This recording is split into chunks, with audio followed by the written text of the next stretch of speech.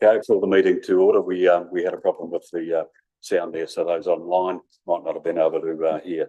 So we'll start off again. Welcome everybody. Westport Rating District Joint Committee meeting, Wednesday 10th of June. Welcome to the staff of the West Coast Regional Council, BDC, any guests, and all those around the table. Online we have Chantel and Daryl should be there somewhere. Welcome, Chantel. Daryl might have disappeared for a minute. No, I'm here. Good afternoon, everybody. Okay, hi Daryl. I didn't think you wanted to miss this. Okay, so apologies. We have Mark McIntyre as an apology today. Moved by Chris that we accept that apology. Seconded by the Mayor or the Chair. All those in favour? Aye. Those against? Thank you, that's carried. Declarations of interest. I'll call for any declarations of interest there may be in the agenda items. Nothing. Okay, would somebody like to move? I'll move. Seconded by Councillor Reynolds. All those in favour? Aye. Those against? Okay, that's carried. Thank you. Public forum, we have no speakers today in the public forum. And number 5, we have no late items. And number 6, confirmation of minutes. Westport Rating District Joint Committee meeting minutes from the 5th of March. The recommendation being that we confirm the minutes of the Westport Rating District Joint Committee meeting held on the 5th of March are true and correct record of those meetings. There is one correction. I've sent that through to you, Rosia. That was identifying the media as not the Westport News, but as local democracy reporting. I think I sent that through to you. So that's one correction there. And welcome to Lee Scanlon from the Westport News. Okay, are there any other amendments we need to make there? No? Okay, if I can have a mover for passing those minutes or accepting those minutes. Sorry? Moved. Okay, seconded. All those in favour? Against? That's carried. Thank you. Item number 7, the actions list. The action list will be addressed by Michael Beagle. So I'll hand that over to you, Michael. Thank you. So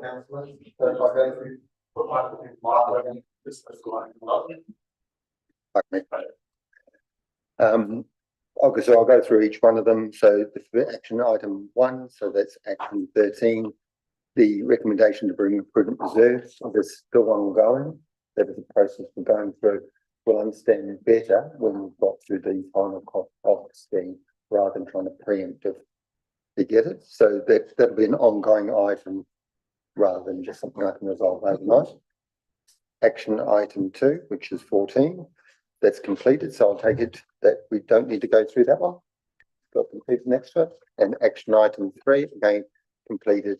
And we wanted to stuff it, all items further, they're further into the meeting minutes. So I'm thinking that's closing that section off. Thanks, Michael. Are there any questions for Michael on the actions list? No questions. Okay, so the recommendation, we received the action list and the information noted. Have a mover for that, please. Chris Cole, thank you. Seconded. Pat Bradley, thanks, Pat. Okay, all those in favour? Aye. Those against? Thank you, that's passed. We can go on to the next item, which is the Chair's verbal update. I sent something out earlier on today. Sorry for the delay. Getting my head around the job since the Chair of the West Coast Regional Council brought me in it. So the Chair's report, I'll read it out for the benefit of those online. Since our last meeting, the work has continued on the Westport Flood Protection Scheme, and the reports before us today demonstrate both the progress being made and the challenges still to be worked through. This remains a very important project for Westport and the wider Buller community. It is also a large and complex undertaking with funding, consenting, land access, design and affordability matters all requiring careful consideration. As a committee, it's important that we all remain well informed, ask the right questions, and ensure our community continues to be kept updated as decisions are made. The community needs confidence that the scheme remains achievable, affordable and fit for purpose.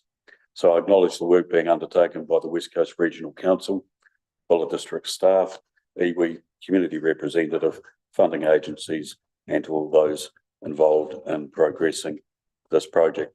I look forward to today's discussion and the reports to be presented. Okay, so the recommendation be that the committee resolves to receive the Chair's report. Councillor Reynolds, seconded by Chair Colin. Thank you. Okay, we'll move on to number 9 on the agenda, reports, and Michael will lead that off and determine who's going to speak to each one. So Michael, we're in your hands. So, you like that as well?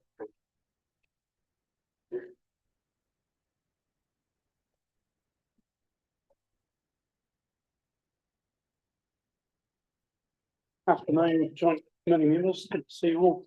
Patrick and Brady. Okay, so this first paper was 3 parts to it. The first one is introducing a revised draft of the terms of reference to address a couple of concerns that were raised by committee members at the last meeting. The first one being the process to excuse me, engage community representatives onto the committee. And then the second one around frequency of joint committee meeting. The second part of the paper is representing the out of session paper, responding to Councillor Reynolds' various questions over the last wee while. And the final part of the paper is attempting to address the question that was raised about governance arrangements for the Westport Flood Protection Scheme, particularly through its development, but it also leads into what the governance arrangements will look like once the scheme is complete and handed over to the operational team and the joint committee to oversee. So I'm happy to open the floor up to any questions or any of that. Okay, thanks, Tom. Any questions? Councillor Rutherford. Yeah, thanks, Mr. Chair, here and through you. Look, in terms of the updates to the terms of reference for this committee, I have a question regarding the recent announcement from central government about non-elected people voting on committees of council. I'm going to make some assumptions while asking this question. The first one being that I assume that this is a committee of council or councils, and if that's the case, do we see implications for our community appointed members being non-elected people voting on this committee? Councillor Cole. The council body is an advisory body, advised by the council and doesn't have a actual decision making. I don't see any problem with that situation. Okay, thanks, Councillor. I just wonder whether Simon or Daryl have got anything to add to that, with your understanding of where things are at or where things are going. I would tend to agree with Councillor Cole, but maybe Daryl, is there any, from a joint committee status point of view, do you have any view? I might have to take some advice otherwise. From you, Daryl. Daryl, you're on mute. We can't hear Daryl, you're still on mute. Oh, there you go, I think you... Sorry, is that right? Got it now? Yes, we can hear you. Sorry about that, everybody. Listen, good afternoon, by the way, everybody. The joint committees are provided for as a way of formulating the joint committees, and we have 4 on the West Coast under the Local Government Act, so they are provided for. But the important thing to note is the joint committees are not decision-making bodies, and we've stressed that at this table many times in the past. And they make recommendations back to our council, who are the ultimate deciders. And so that hopefully, Councillor Rutherford, answers your question. Thanks. Okay, so everybody seems to be on the same page. That's good. Any further questions? No? Okay, well, let me just read out the recommendation then. Recommendation is recommended that the committee be resolved to, number 1, endorse the updated joint agreement in terms of reference, which is attachment 1, to be submitted to the relevant parties for signing, subject to any amendments raised at this meeting. Note that the joint committee will meet on an approximately quarterly basis to enhance involvement in scheme implementation over the short term. Number 3, note that the West Coast Regional Council have appointed councillors Chris Cole as the Deputy Alternative Chair to the Westport Joint Committee, and note the overview of the scheme governance arrangements referred to in attachment 3. Do we have a mover for that, please? Thank you, Colin. A seconder? Right, thank you. Any discussion? Okay, all those in favour? Aye. Against? Okay, thank you. That's passed. Okay, we go to 9.2, Westport Flood Protection Scheme Project Update. The recommendation that we have in front of us is that it is recommended that the committee resolve to receive the report, but we'll hand it back to Michael, but looks like Phil's joining the table. Welcome, Phil. And Penny. Welcome. So that's the fire siren. We have to leave. It's about the 4th time it's gone off today. Okay, over to you guys. Thank you, Mr. Chair. I'm going to talk to this report. Russ Zeller, were you going to share on screen or? Share it. Okay. Okay, you can't see what. Yeah, it's not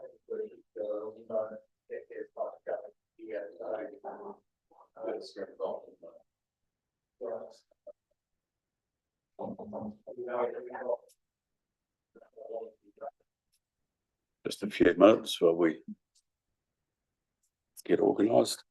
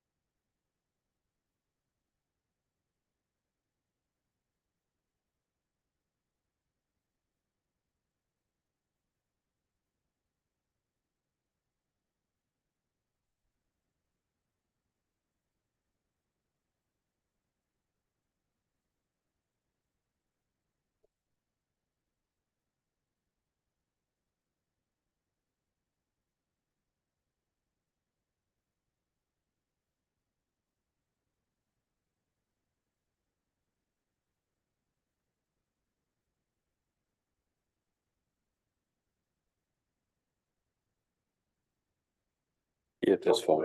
Yeah, go Phil. Okay. Okay, so I'll just, in the interest of time, I'll try and move through.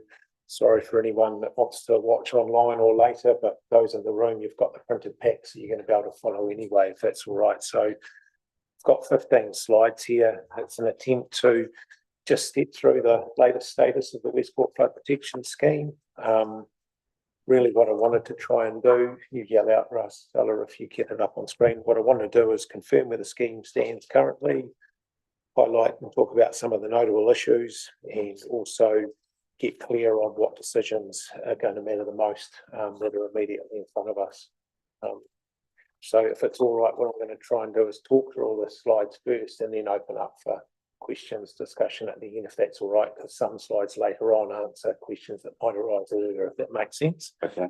So slide 3 is an outline, just looking about the things that we will go through. If I move to slide 4, project status, the point I was trying to make there was not get too focused on coloured status colours on that table.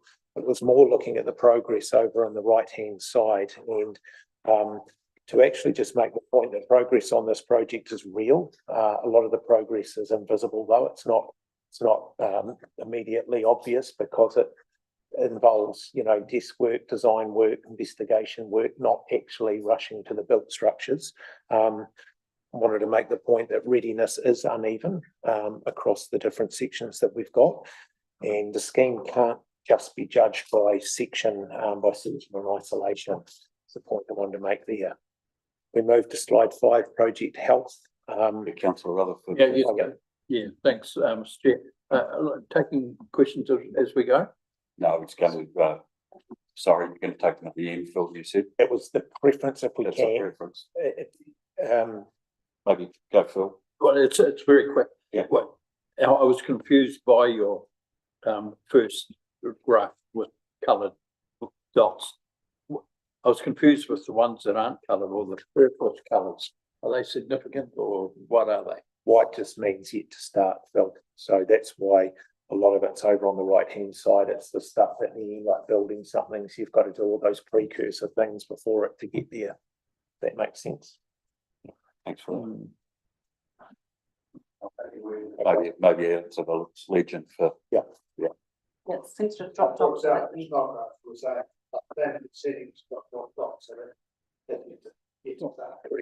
Great. Yeah, it's fallen off the legend because it's just a screenshot, Phil. Sorry. Okay. Yeah. Okay. Thanks for that. Okay. So back to slide 5, project health. All the legend is there this time. Yeah. I just wanted to make the acknowledgement that the project is under pressure. But the main issue for us is resolving the risk, the sequencing, and the affordability challenges that we know of. And it's not actually about lack of activity or effort, which is a common misperception. Thanks, Phil. Slide 6, notable achievements. It's just a chance really to actually show again and put some face to the fact that actually a lot has been done. So I was. Excuse me, Phil. When you go from slide to slide, if you can call out the page number, and sure, in case there's some people online not quite following. Sure. So, okay, right, page in the pack. So page 41, notable achievements, 6 bullet points there. I won't go through those individually, but I do want to make the point that the project has materially advanced its evidence base. So all the things it needs to try and gather and do to make decisions and set some things in concrete.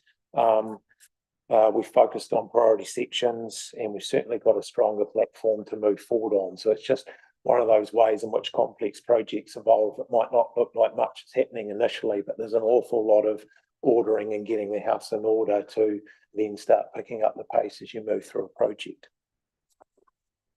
Yep.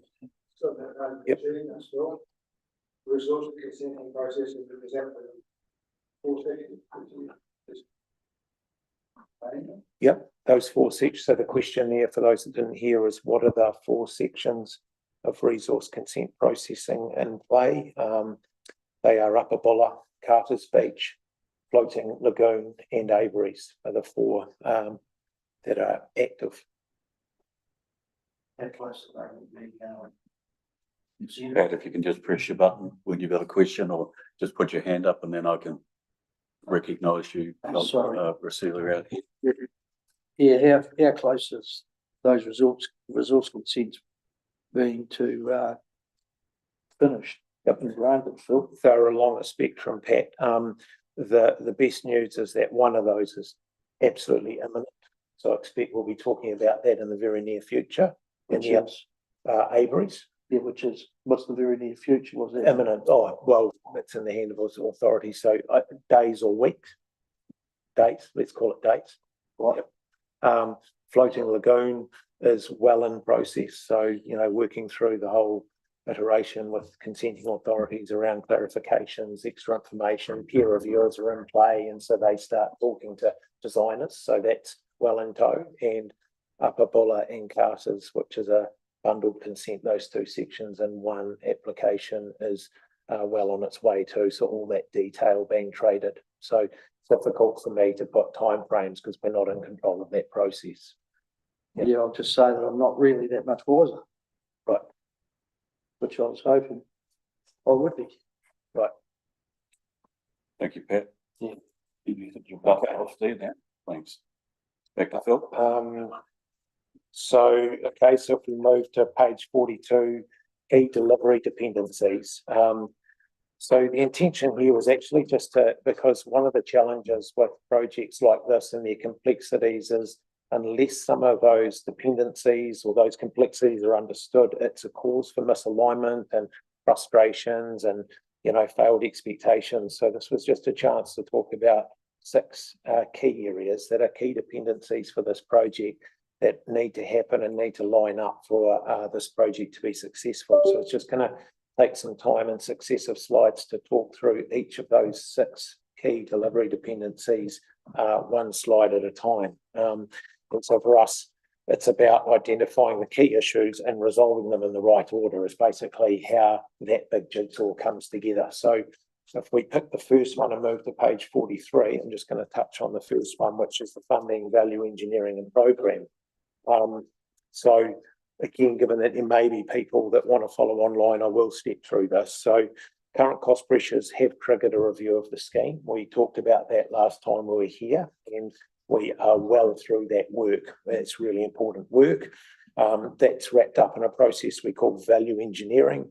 So that's underway, and that's really to test how the level of service or the protection that the scheme can offer, the alignment choices and all the risk treatments or design assumptions, how they can be adjusted to support a more affordable scheme that still offers the maximum level of protection. That work is our most important work. So it's on what we would call for a project the critical path. So nothing else matters more than resolving that work. And that's where our focus is. We have paused some things to avoid the risk of wasted effort in design. We just keep going and we have to make some decisions then that puts some of that work at risk if we were to plough on. Okay. And so that's why it's on the critical path of the project. We want to identify a more achievable and deliverable pathway that we'll be able to confirm that as soon as we've got through this value engineering process. We are in the very late stages of that. And funding for linked areas such as Carter's Beach and Snodgrass remains really important to the viability of the wider scheme, and we continue our efforts to secure the funding on those sections, and there's been quite a bit of activity in this last period since we last met. So the headline for me on this slide was really that affordability is now on the project's critical path. Okay, so nothing else matters more than us resolving that, because that sets a lot of things loose.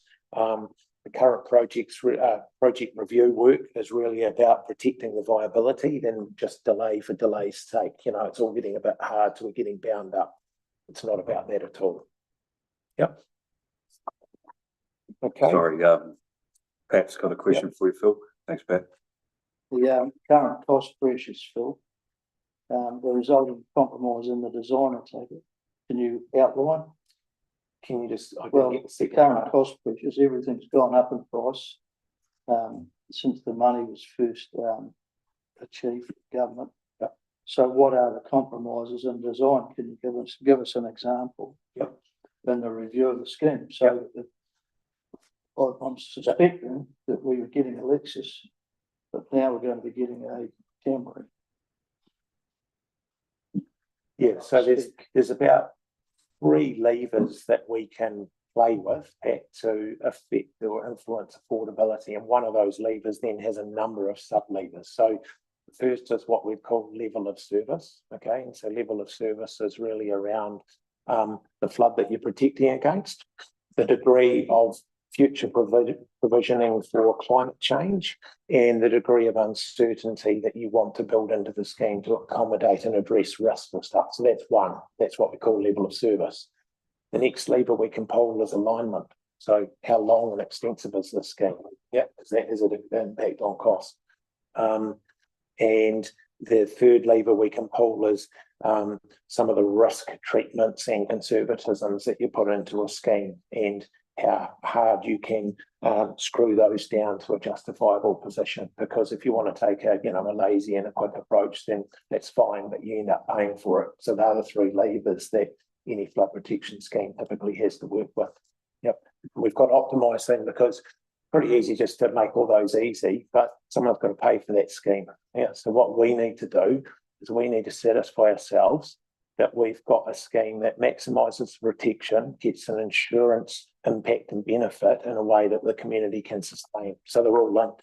So we can't just top off on one and make it easy, because they influence all those other things. Yep.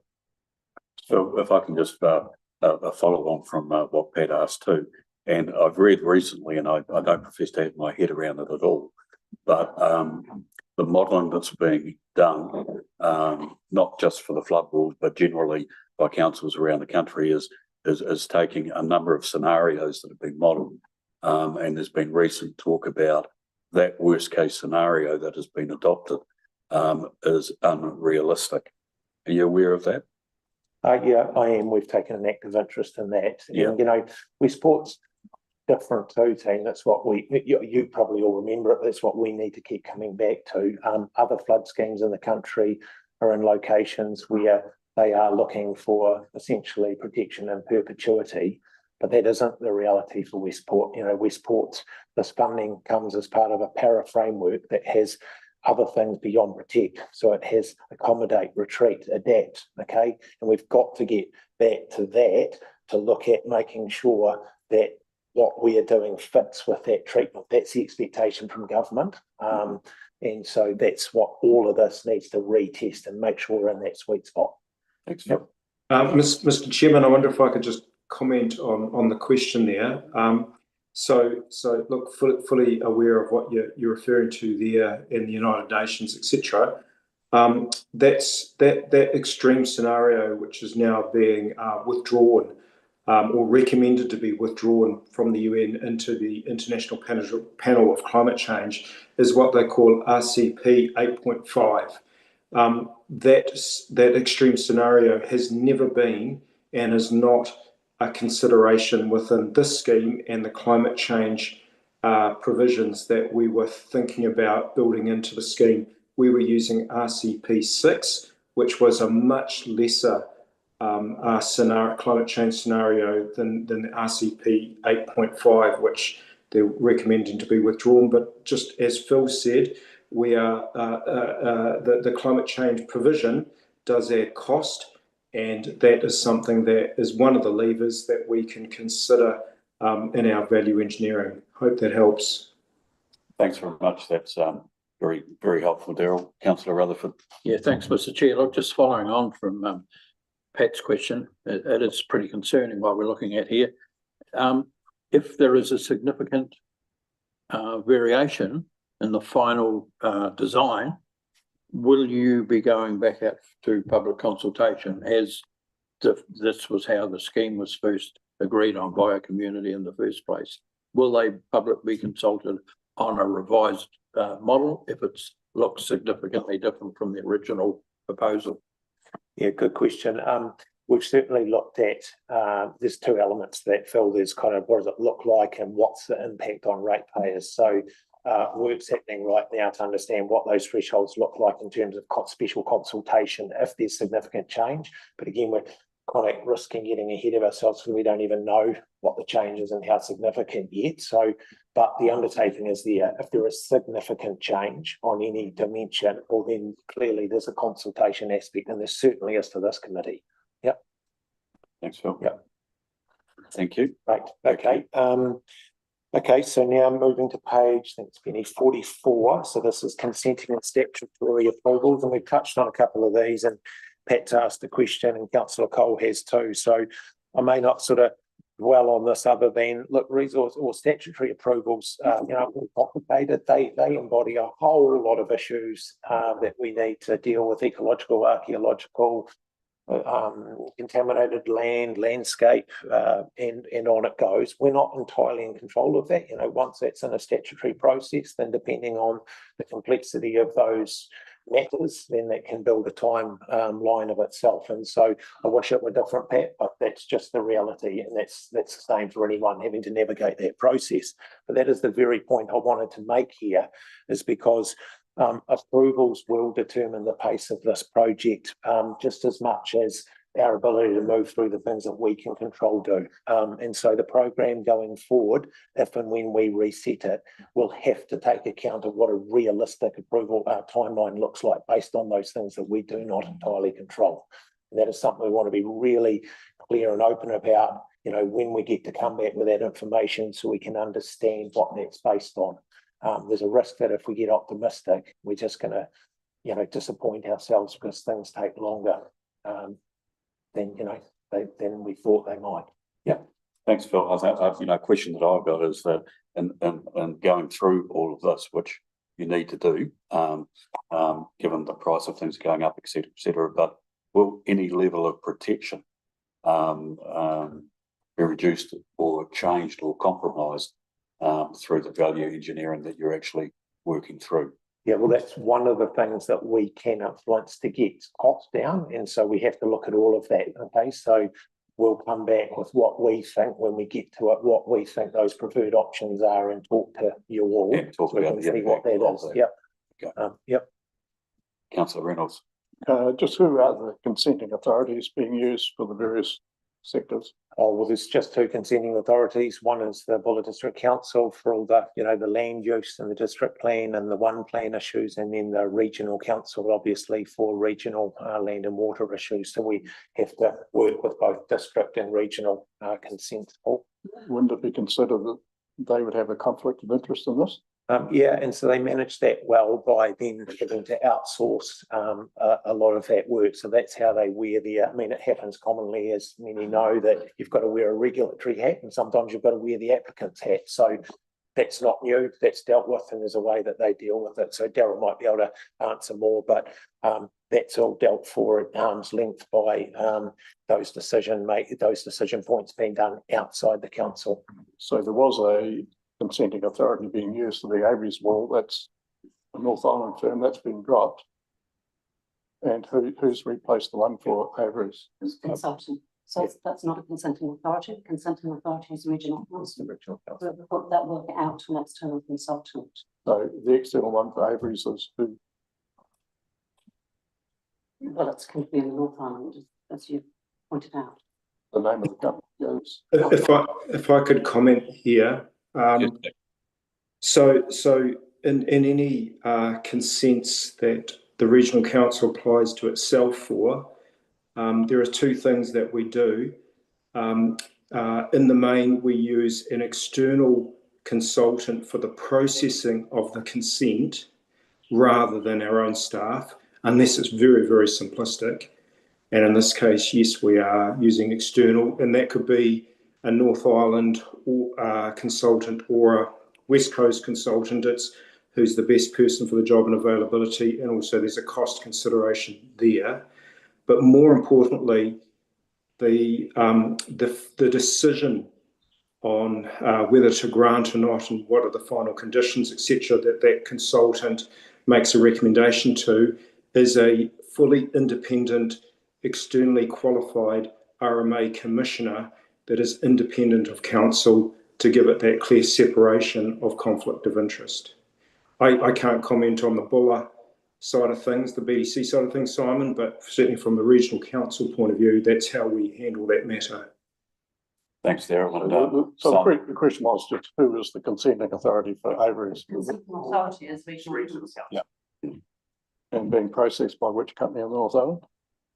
I can't remember the name of the company. That's a company Can't remember. that was selected. We'll come back there. Okay, thank you. Yep. Okay, thanks for that, Daryl. Simon seems to be nodding in agreement here.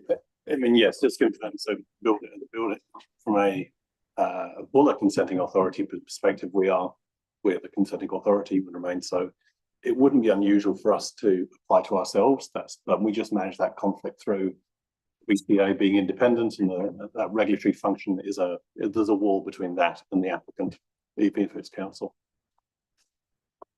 Thank you. Michael.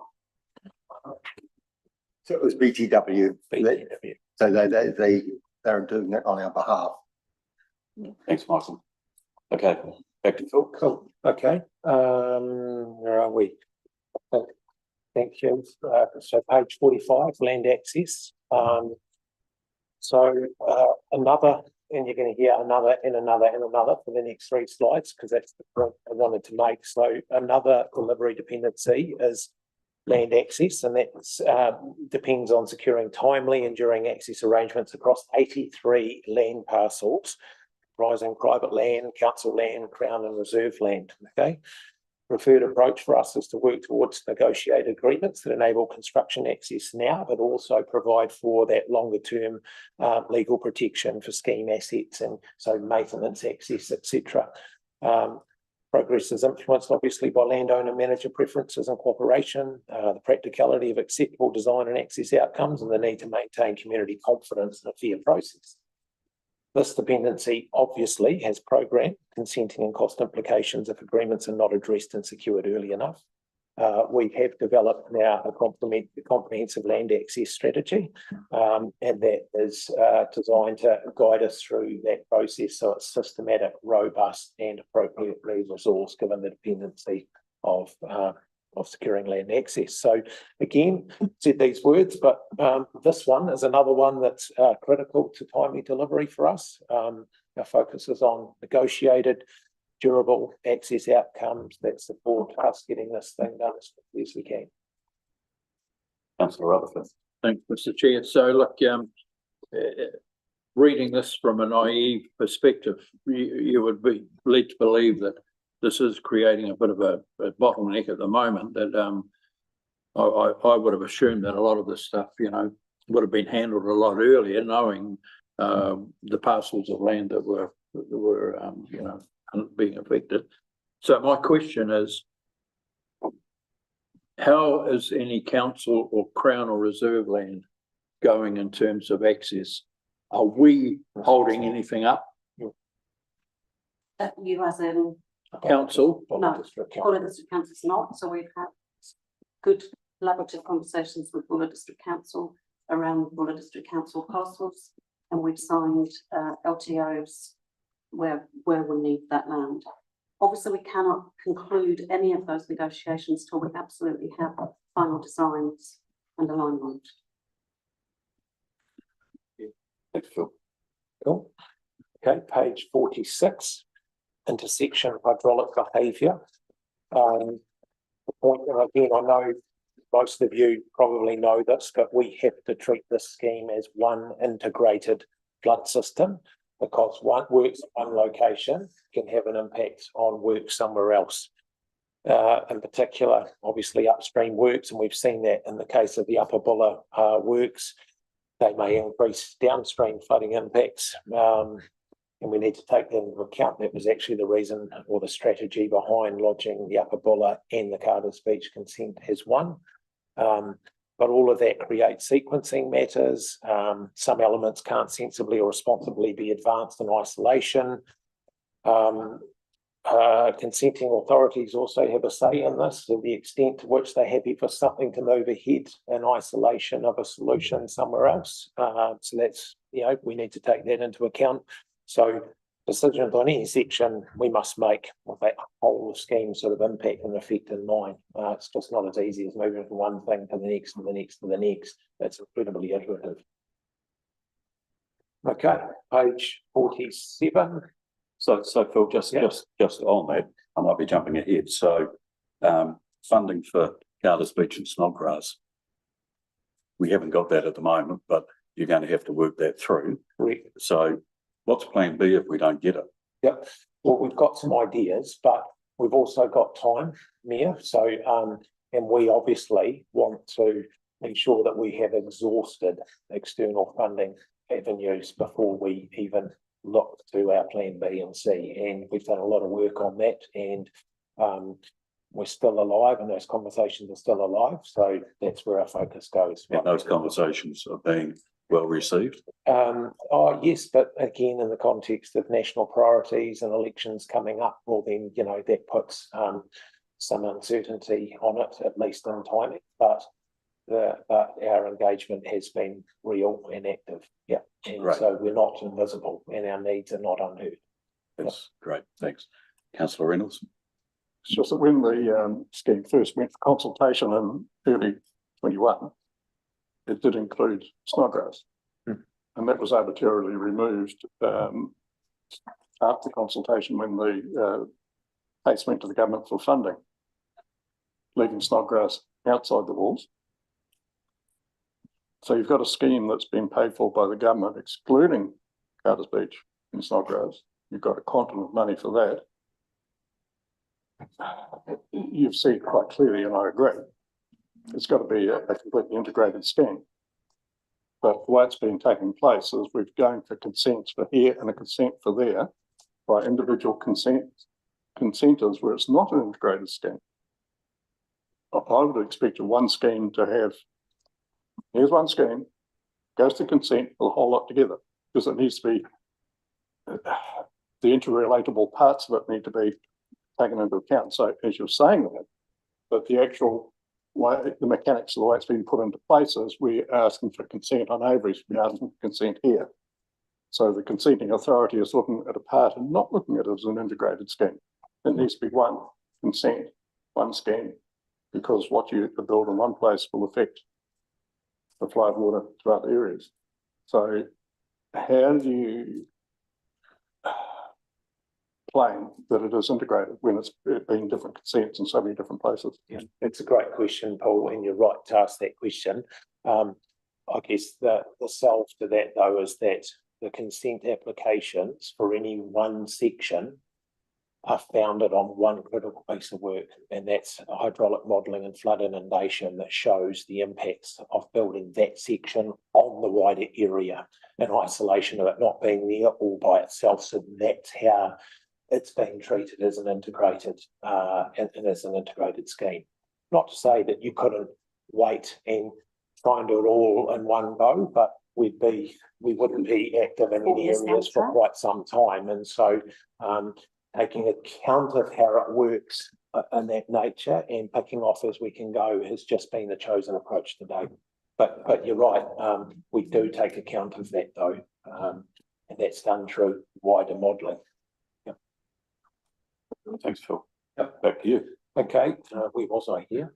Page 47, I think, design and constructability constraints. So just the point that, you know, nothing's ever easy when you start building things on ground and in ground and with natural materials. There's, you know, lots of things crop up. And so we have the standard challenges that you expect being on sort of permeable soils and sandy soils and stony soils with seepage and stability and very constrained corridors when you're trying to put a pretty wide footprint structure through. So just to say that it's not just, in coastal marine areas and all those sorts of things. So it's just reminding ourselves that this is not as easy as just backing a truck up and dumping a load of gravel off and we're done. I wish it was, but it isn't. That's not our reality. So, and so these decisions, I guess, they really matter to us because they directly show what's buildable, what's affordable, and what's actually credible and defensible as a scheme. And that's how those things come together. Okay, last dependency I was going to talk to is just relationships and partnerships. This is page 48. So, you know, delivery of the scheme is not just hinged on the engineering, but it's on those coordinated decisions and approvals across a wide range of stakeholders and partners. So that's Buller District Council, it's the Department of Conservation, it's Kiwi Rail, it's NZTA, it's iwi, it's Crown funding agencies, and it's also some commercial operators that occupy parts of the town that we need to move through. We're active in engaging across all of those partners and relationships. We've got very close working relationship, to your question before, Phil, around sort of, approvals with district council. So close work with the district council, fortnightly meetings, working through all of the issues and how we integrate each other's works with this and how we harmonise it. And really, this joint committee sits as part of that relationship and partnership too, in terms of the advice and understanding that we need from this committee to have a clear pathway forward. So yeah, maintaining alignment and timely partner engagement is a really key issue in its own right for us, and one that I wanted to talk to in this next slide. So if we can move to page 49. There's one critical party missed off the list there. You've got Buller District Council, Kiwi Rail, NZTA, iwi, Crown funding. But the critical one is ratepayers. What about the ratepayers that are affected, and particularly those that are adversely affected? They should be communicated with as well. Yeah, they do. I mean, we have two approaches to that. We have a whole lot of cons. So I was going to talk to it on this next slide, actually. So we recognise ratepayers fairly and squarely. You'd be right at the centre of the scheme. The other ones that this falls on and sits with. So we do a whole lot of engagement and comms with ratepayers. There's weekly drop-in clinics, and remember, this committee in itself is a representative body for the rating district and ratepayers too. Hence why we are here, having these conversations so that we can get that rolled up representation. So yeah. Thanks, Phil. Cool. So when we were here last time, I think it was the 5th of March, wasn't it? What we heard was clearly frustration from this table around, not having enough visibility. Where are things at? What's happening? Heard fairly and squarely. Okay. We went out of here, and probably one of the first things we did was generated a formal communication plan that set out very clearly the point that Councillor Reynolds has just made around who are the stakeholders, what do they need to hear, what ways do they need to hear that, how frequently. So we have a comms plan, and I guess I just wanted to make the point that the joint committee sits fairly and squarely in its own line in that comms plan, recognising your role, your needs. And so we heard that. I don't want you to think that you didn't. So we produced a lot of material. Every month we produce a status report on this project. So now that I've said that piece, you will be receiving the joint committee. Tell us if you don't want it, but we will be sending you the monthly status report so that you have insight and updates between our regular structured meetings as well. And that has started, Phil? Sorry? That has started? Well, we're going to start it. Yep. Certainly I'll be interested in the community reps feedback after that gets out there, because your feedback is important. You're representing the community directly, I guess, with us. So let's look to the next meeting for something from Jody and Pat as to what the community is saying about what you're putting out there. Cool, great. Okay. Yep. And so just so you know, our monthly sort of timing and cadences, we are generally producing those by the very end of the month. So you can expect that either in the very beginning of each month or at the end of the month. Will be somewhere around that timing. Yep. Okay. And so, yeah, I won't even talk to the detail that was there, but that's on page 49. Yep. Okay, so then just in summary, so reflecting on those 15 slides. So yes, we're at a point where scope, cost, risk and delivery timing need to be more tightly aligned. Okay, we need to reassemble all of those things. The current focus is on balancing the level of protection, affordability and insurability in a way that the ratepayer, the community can sustain. That will require decisions that recognise the scheme as an integrated system, including its funding, its hydraulic and delivery dependencies and interdependencies that I've spoken about. So the immediate task is for us to complete this work and return to this committee as soon as possible with a clearer recommended pathway for your feedback. And that's our intention and quite frankly, our top priority. Thanks, Phil. Councillor Rutherford. Thanks, Mr. Chair. Thanks, Phil. You know, look, you'd have to suggest, or I would suggest that the underlying theme of your presentation is that the original plan or the original design can't be delivered within the original estimated cost. Otherwise, we would be having this discussion. So here's the $1 million question, and it probably is a $1 million question. What's the rough order of shortfall? Had the whole thing been proceeded as per the original sort of rough order of design, and I know there's always variations of bits and pieces, but we had a scheme that was presented. We had a rough order of cost. We're now hearing that we can't do that. What is this rough order of difference in terms of the dollar value to deliver the original plan that we can no longer afford to? Yeah, and I will try and answer that directly, but I have to preface it on the fact that what we need to do is satisfy ourselves where the crosshairs are, because that's what really answers that question. But it's not lost on me, Phil, that you know, of all the learning and looking I did, when this project applied for funding, it applied for a lot more than it got. Okay, so it asked for 33 million for structural protection. Okay, we got 15.6 from the central government. It's not lost on me that all the things we're asking for are just the things that were applied for early on, like Paul said, you know, Snodgrass, Carter's Beach, you know, in a bigger share for this scheme. So everything we seem to have learned as we've gone around and, you know, investigated and designed and moved this thing forward is that original ask was so blooming on point.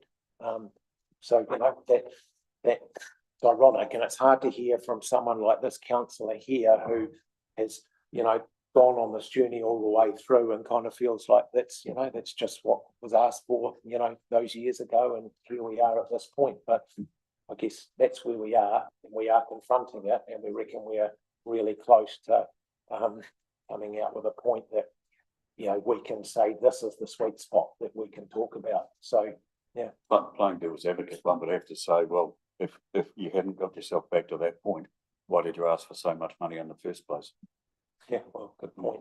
Yeah, look, you only have to go and look around the country, look at any flood scheme around the country and normalise that based on the money they've got and what they're building to understand that this scheme was underfunded. Okay, so it's just, and that's, yeah, go and do your research and, you know, multiply the funding versus the kilometres of flood wall and have a look. So we're not asking for anything different or unique to what's out there. Yeah. Okay, we've got Councillor Reynolds, then Jody, and then. Sorry, just to clarify.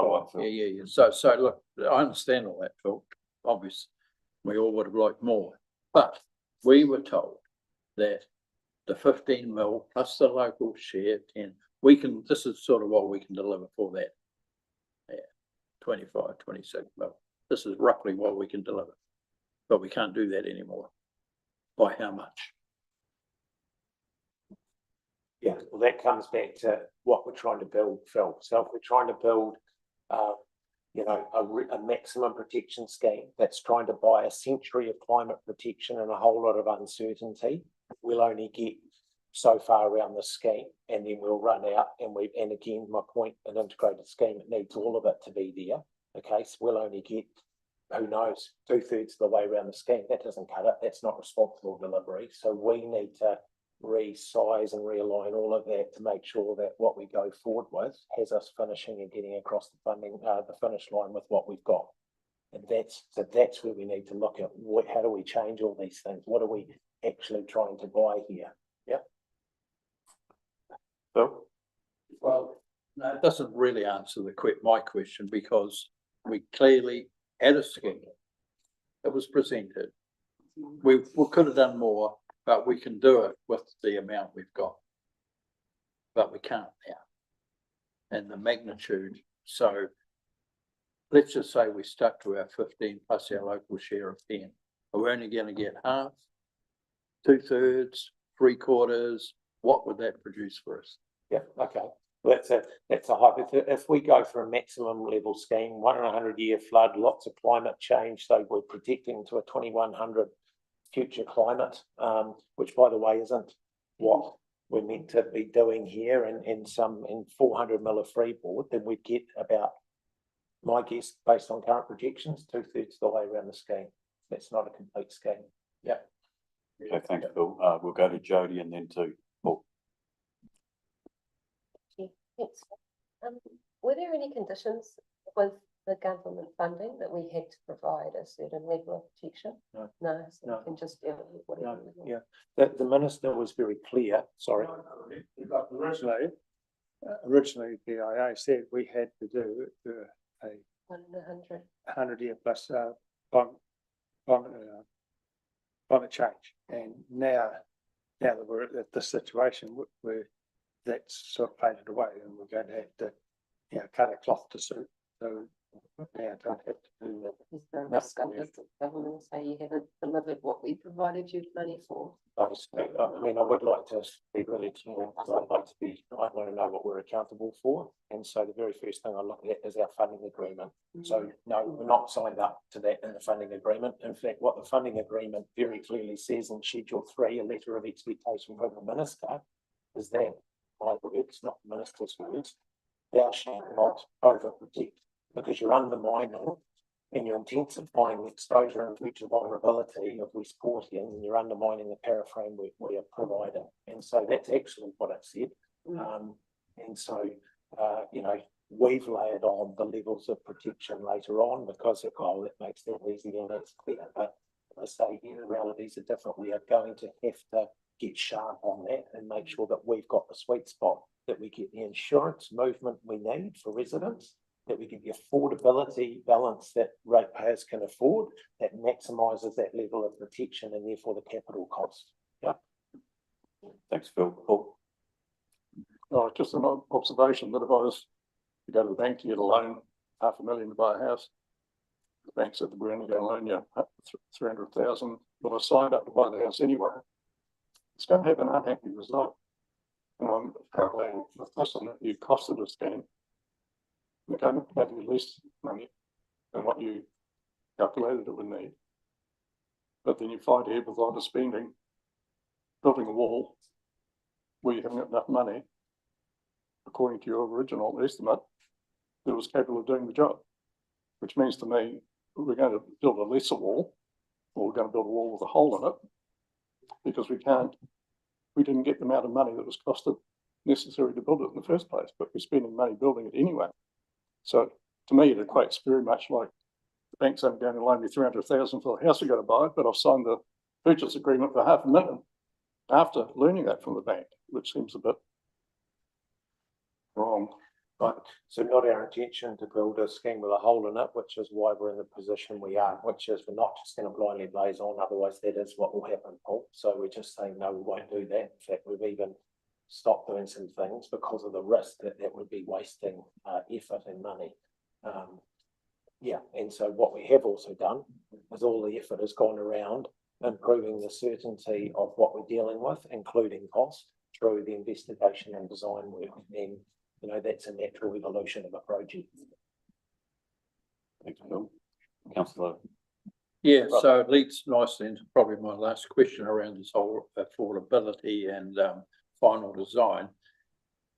One of the considerations I assume will be that come up and say, well, look, unless we do X, we're not going to be able to provide a scheme that ensures properties will be insurable within because that's an important part of the affordability.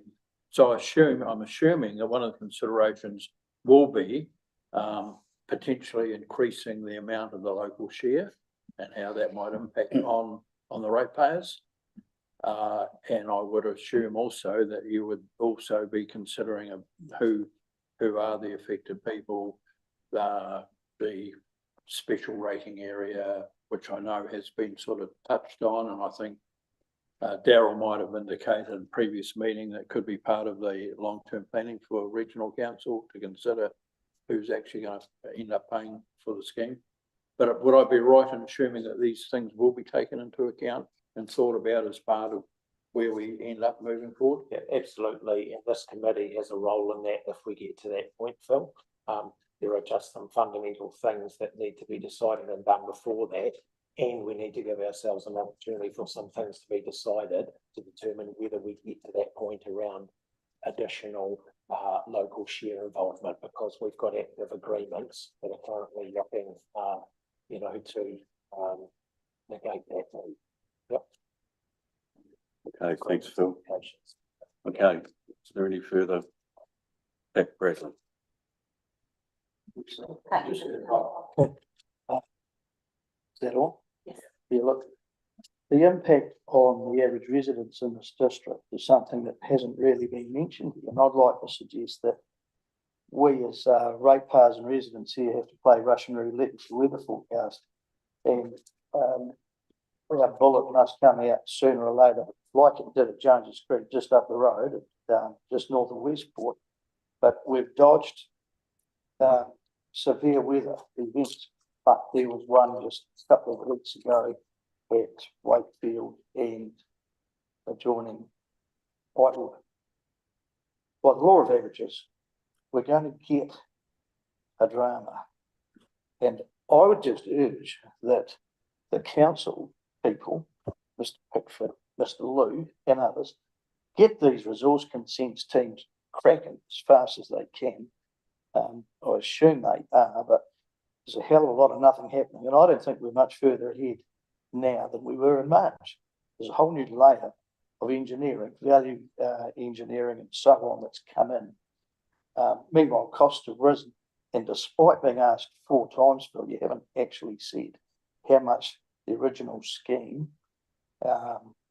would now cost. But can I just make the point that people are sitting here waiting, and there's a hell of a lot of people in this district, including myself, that wonder every time you hear a forecast. And I know so many people who were badly affected who look at the 10-day weather forecast ahead to see what bad news is coming.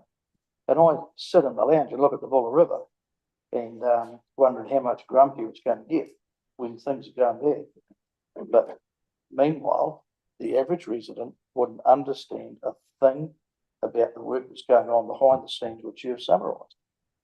And I don't think they'll be that appreciative, because this is now 5 years on the 21st of July. It's only 5 or 6 weeks away. And so this game of roulette has to come to an end.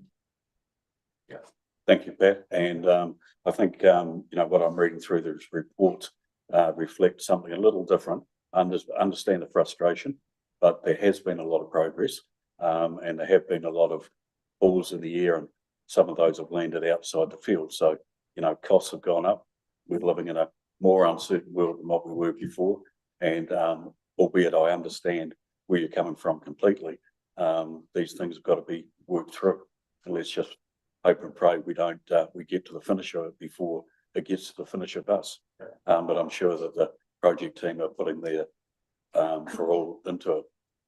Can I just acknowledge Pat's comment over this, Pat? I don't want you to think that that's news or unappreciated. I want to kind of look after all of pay some homage to the folk that are working in this team.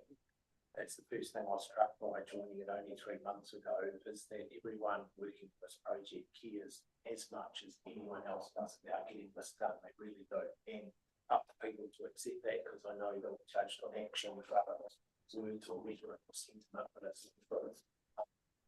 We're actually only funded about 2.5 years ago, September 2.5, but September 23 is when we got funding. I got back to the first part, but the funding agreements. So we're just 2 years and whatever that is, 9 months old. Go and look at any equivalent scheme, and again, I hate to say this, I'm not making excuses, but I just want us to all see it for what it is. A scheme of this magnitude in New Zealand typically takes between 5 to 10 years. My guess is we're going to get this done on the sharp end of that, okay? But it's just not possible that these things happen overnight. It just isn't. And there's a whole lot of stuff that we need to nail now and resequence so that we can go faster in the end. And so we all love sleep too, Pat, quite frankly. We wish we could do this yesterday. And it is not for lack of effort, which is the point I was trying to make. There's some real nuance and complexities in this stuff. Thanks, We only Phil. have one chance of getting this right. We only have one chance of getting this right. Okay, thanks, Phil. Deputy Chair. Pat, look, as chair of the regional council, I keep a fairly close eye on this as well and get regular reports from the team. I can assure you that our people who are working on this scheme are very, very passionate about what they're doing, and they're doing everything to the best of their ability. I acknowledge the frustration for Westport ratepayers. It's understandable. Big schemes like this, as Phil said, they always have their frustrations about them. There's always unknowns that you hit along the way, but I can assure you, I've seen progress.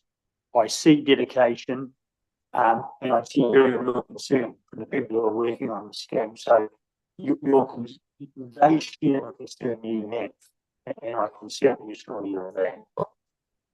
Thanks, Colin. There we go, Phil. That's you finished. Yeah. Okay, just a time check. We're just about 8 minutes past 3, so we're going to wrap this up at 3:30. We don't have very much more to cover.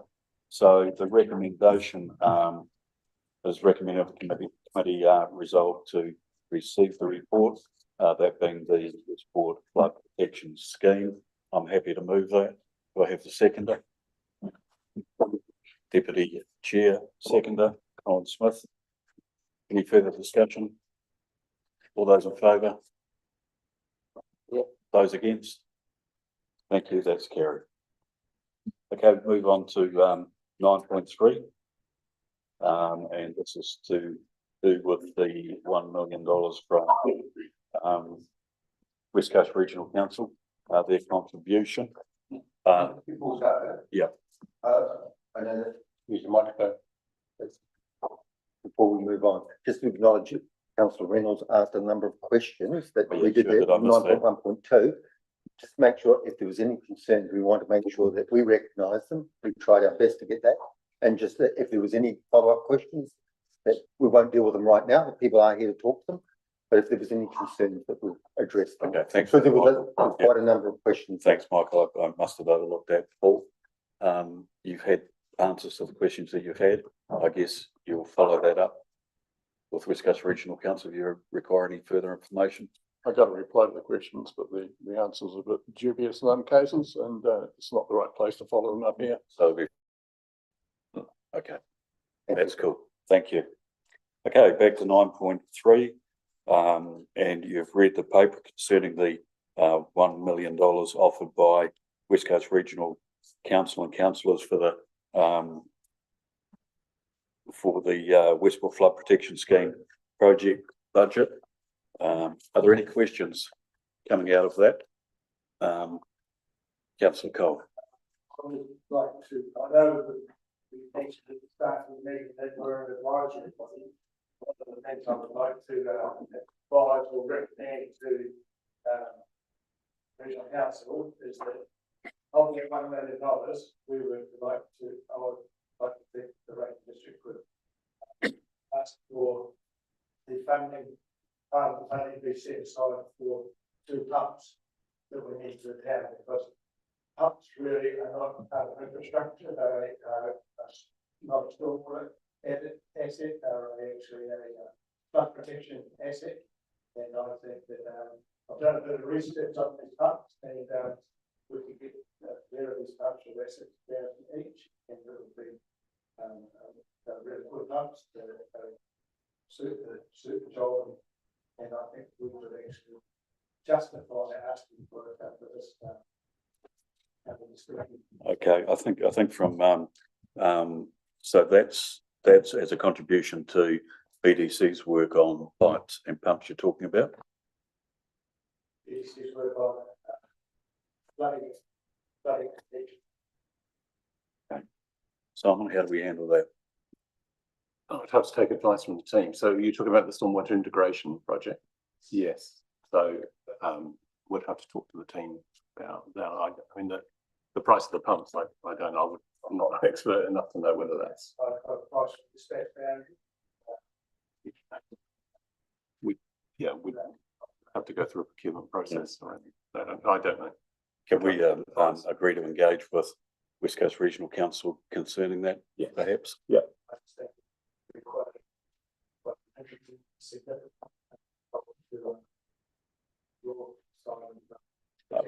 Okay, so whilst West Coast Regional Council are offering, and we're about to accept, of course, $1 million.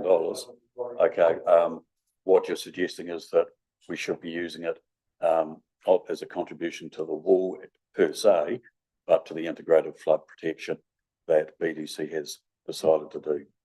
Is that correct? Okay, and Simon will. And that would be offsetting our local share. Is that what you're indicating, Councillor? Because we council have already resolved to put in the local share. Then the college is going to go into the actual itself, something But BDC are doing the scheme. Yeah, so we've got that local share which council resolved as part of the annual plan.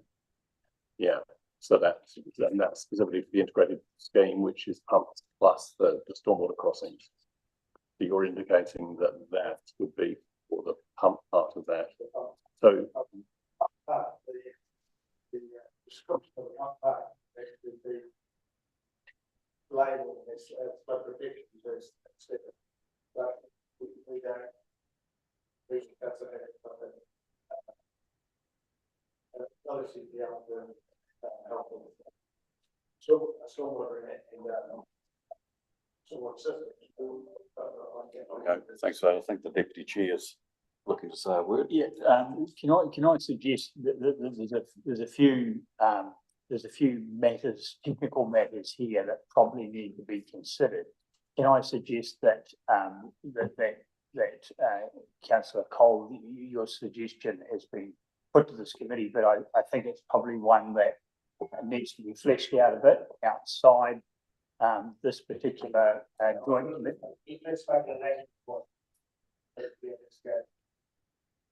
Sorry, Mr. Chairman, it's very hard to participate in the meeting when the meeting people don't put their microphones on. Could we do that, please? Like I can't hear the discussion. Yeah, sorry, Darryl. What Councillor Cole is proposing is that the $1 million, which the recommendation says, endorse a proposal to add $1 million offered by West Coast Regional Councils from West Coast Regional Council's investment fund to the Westport Flood Protection Scheme project budget. Now, there's two things going on. There's the budget that we're talking about today to build the walls, and then there is the budget for BDC, the joint funding to, you call that, Simon, the stormwater integration. Stormwater integration. Our stormwater crossings and the pumps, which we haven't obviously fully designed yet, but that's I think this is what Councillor Cole is referring to. So BDC already has contributed or allocated funding in the annual plan to that already. So it would mean reducing BDC's portion. That's where you're coming from, Chris, is it? That is where you're coming from? Okay. So our challenge is, so we've budgeted, so we're working on finalising our annual plan budget for 30 June on that basis. So I'm just wondering, given you've got this very generous offer of $1 million, whether that's actually better to use towards the scheme as proposed, as opposed to something we've already budgeted for. I'm just suggesting that may be a better use of the funding, but because we've already budgeted for it, and that's going to be built into our budgets going forward for 26, 27. And I think, Chris, that whether the $1 million goes into the overall flood protection, because we're going to have to put money into that anyway, or goes into the enhancement, it's probably 6 of one, half dozen of the other. $1 million will be very gratefully received, and it will go into the flood protection, either through the enhancement or through the work that you're doing. So what's that? Yeah, but that. Deputy here. Can I suggest that that the recommendations as per the paper here be put to the joint committee. The joint committee's heard councillor Cole, but can I suggest that we put the recommendation as it's on the table to this joint committee? Okay. We'll do that. Well, thanks for that, councillor Rutherford. Yeah, just before we do, thank you, thanks for that, Chair, just before we do, it's going to sound like a pretty cynical question, and I guess up to a point it is. We're sort of used to dealing with centralised funds.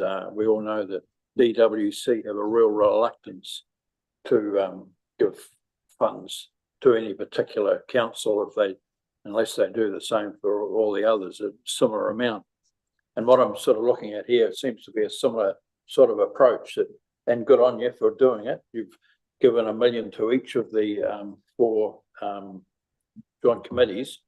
My question is just, was the imperative around that equal for all of those joint 4 committees? I'm interested to know if you sort of see where this question's leading. I'd appreciate an answer on that. Deputy Chair.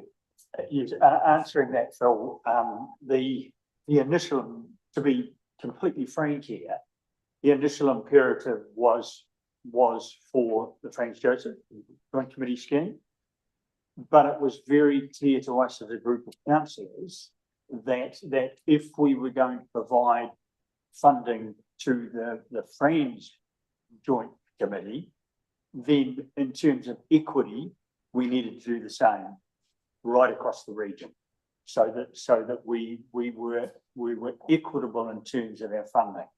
So that's when we agreed on the additional providing $1 million to the other joint committees to make sure there was equity right across the region. So just for absolute clarity, it wasn't necessarily anything to do with need. It was just to be. So we were very, very aware of the fact that the Buller scheme had funding issues. So it was an easy decision to say that there was a real need in Buller, as there was a need in Friends, and as there's going to be a need in Hokitika and Greymouth going forward. So it wasn't a difficult decision at all. Thanks for that. Okay, let me read the recommendations out. Mr. Mayor, I'm happy to move them. Okay, I'll read them out just for the benefit of those online, Phil, as well. So thank you for that. Just you can record Phil's already happy to move that. So the first recommendation was receive the report.